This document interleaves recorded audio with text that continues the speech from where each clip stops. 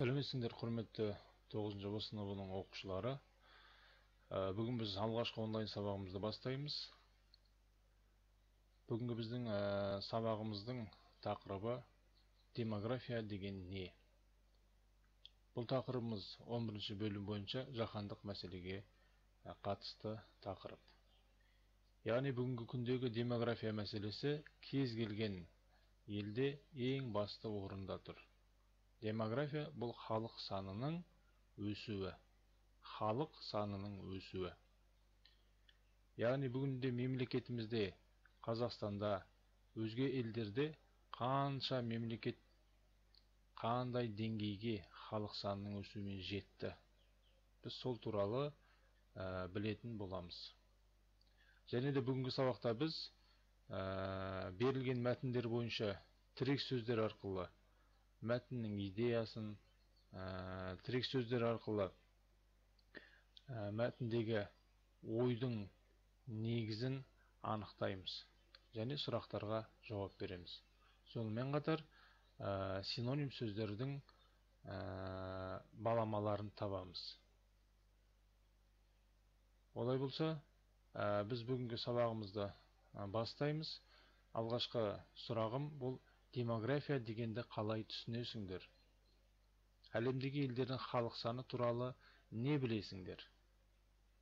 Осы екі сұраққа сендер өз ойларыңды қысқа нұсқа жазасыңдар.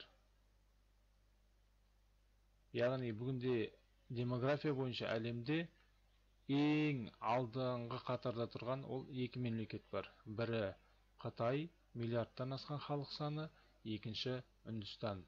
Бұл мемлекеттің де халық саны миллиардтан асқан. Енді сендер осыны мысалға ала отырып, өз ойларыңмен осы екі сұраққа жауап бересіңдер.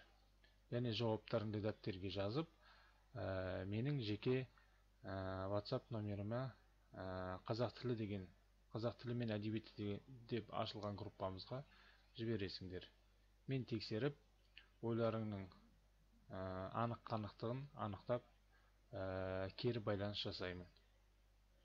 Және де бүгінгі тақырып бойынша біз мәтін оқимыз.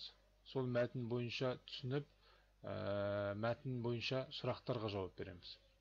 Олай болса, сендер қазір кітаптарыңның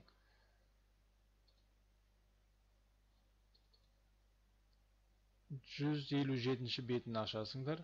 157-ші бетте бірінші тапсырма бар. Бұл жерде көлемді мәтін берілген. Адам басты байлық деген тақырыптағы. Осы мәтінді оқисыңдар. Осы мәтіннің идеясын түсінесіңдер. Және бұл мәтінді оқып болғаннан кейін, осы мәтіннің астында келесі бетінде екінші тапсырма бар. Ол тапсырмада 4 сұрақ берілген. Ғаламшарымыздың басты байлығы не? Оны зерттеудің маңызы неде? Демография сөзінің мағынасын қалай түсіндің? Бұл ғылым қаншалықты маңызды деп ойлайсың? Осы 4 сұраққа алдыңғы мәтінді оқи отырып, алдыңғы мәтіндегі идеяны түсіне отырып, осы 4 сұраққа жауап бересіңдер. Және екінші тапсырмамыз, ол біздің төмендегі сөздердің синонимін жаз. Шектеу, ынталандыру, көз жұму, тоқырау. Бұл тапсырма кітабымыздың келесі бетінде. 6-шы тапсырма. Осы тапсырманы орындайсыңдар. Және бұл тапсырманың барлығын орындап, жекелей жазып, дәптерге бағанағы айтылған 9-жы В сыныбына арналған қазақ тілі мен әдебиеті деген группаға саласыңдар.